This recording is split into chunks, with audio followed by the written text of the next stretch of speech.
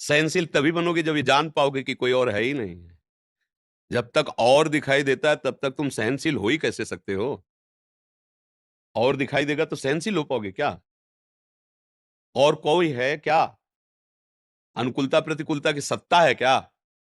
किसी और की सत्ता है क्या? आप जहां बात कर रहे हो ये वृंदावन धाम है, और जिनसे बात कर रहे हो ये वृंदावन धाम के रस की कोई और है क्या? एक क्रूरा अपि पापिनो न च सताम संभास्य दृश्याश्चये सर्वान वस्तुतया निरीक्ष परम स्वाराध्य बुद्धिर्मम। जो क्रूर और दुष्ट और पापी नीच चांडाल ऐसा रोल कर रहा है, वो कौन कर रहा है? मेरा आराध्य देव दूसरा कोई नहीं है। सोचो, तुम्हारा दोस्त है, वो नाटक में क्रूर कर्म करने वाला रोल करे, उसे क्या कहते हैं? हाँ, बिलियल, बिलल। हाँ, हमको पढ़े लिखे कम है।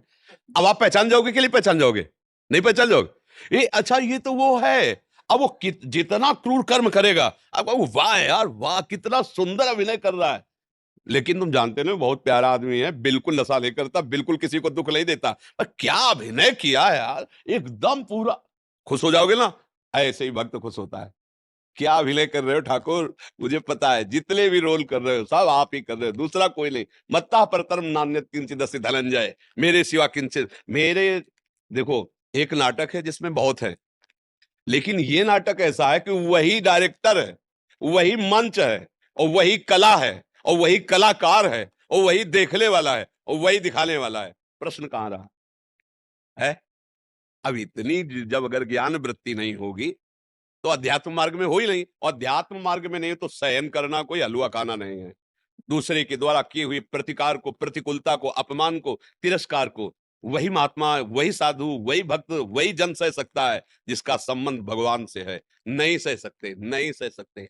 क्योंकि जब इस समझ में अहंकार को आएगा कि मुझे नीचा दिखाया जा रहा है, तो जो भी पावर उसको समझ में आता है सारा पावर झोंक देगा। और जब ये समझ में आ रहा है कि वाह, आप समझ में आ रहे मालिक, कौन कौन से रूप रख के आ रहे हो, क्या, क्या कुछ भी कर लो, हमारी नेत्र से बच नहीं सकते। अब तुम छुप नहीं सकते। किसी सूझ वाली आंख ने पहचान की, कण कण में झांकी भगवान। ओ मेरे लाल जी, मेरे प्रीतम, कहां गुस्सा आएगा, कहां गुस्सा आएगा? एक बार एक ऑफिसर घर आया, पत्नी ने कहा पता है आपको, घंटों से इंतजार कर रहे हो, आप इतना विलंब क्यों कर दिए? ओ प्रणय को, उसने पिस्तौल निकाली, गोली भरी, पत्नी के यहां लगाया। ऐसे बोले बताऊं? बोले हाँ, हमें डर नहीं लगता तुम्हारी धमकियों से। बोले क्यों, पिस्तौल असली है, गोली असली है? बोले तुम मेरे प्रीतम हो, इसलिए तुम मजाक कर रहे हो, तुम कर ही नहीं सकते। बोले काला जी, समझ रहे हो ना, मेरे प्रीत, अगर दूसरा रख देता तो प्राण व्याकुल हो जाते, नहीं होते, डर जाता ना।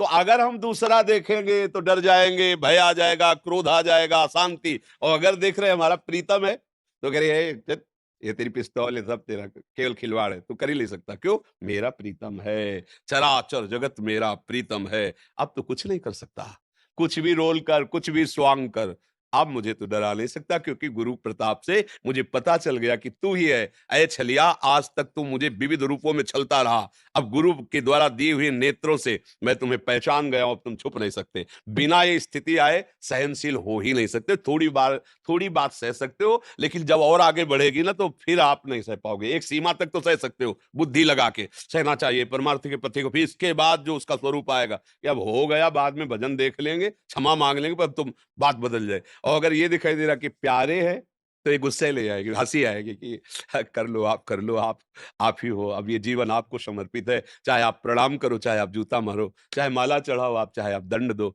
नाथ मैं तो आपका हूं। अब आप कुछ भी करो, मुझे समझ में आ गया, आपके सिवा को जीत गया। किसका प्रश्न था ये? हाँ, समझ में आ रही ना। देखो, परमार्थ को जब तक समझोगे नहीं तब तक कि कोई इसका दुरुपयोग, अरे है कौन जो दुरुपयोग करे। और दूसरे पक्ष में बता देते हैं कि ऐसा कोई पैदा ही नहीं हुआ, अगर लोकवत भाषा में, कि जो गुरुवाणी के अनुसार चलता है, शास्त्र सम्मत चलता है, भगवत आराधना करता है, उसके सामने उसको झुका सके, रौन सके, ऐसा कोई पैदा ही नहीं हुआ।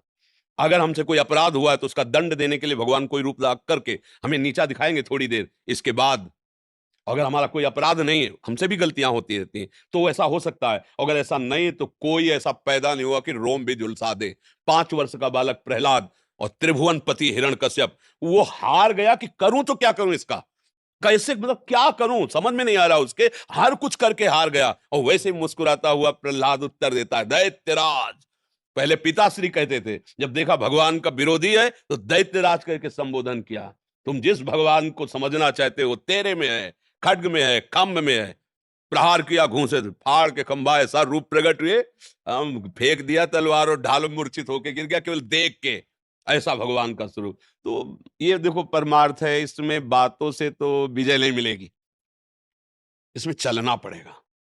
नाम जप करो, अच्छे आचरण करो, बुराइयों से बचो, दूसरों को सुख पहुंचाओ, सब में भगवत भाव करो, अभी आनंद आ जाएगा, सारे पाप नष्ट हो जाएंगे। हृदय हृदय जो जलता रहता है वो पाप है, वो जलाते हैं। और जब निष्पाप हृदय हो जाता है तो एक फूल जैसा रहता है, एकदम आनंद, एकदम आनंद। क्योंकि हमारा स्वरूप है ना सहज सुख राशि, ईश्वर अंश जीव अविनाशी, चेतन अमल सहज सुख राशि।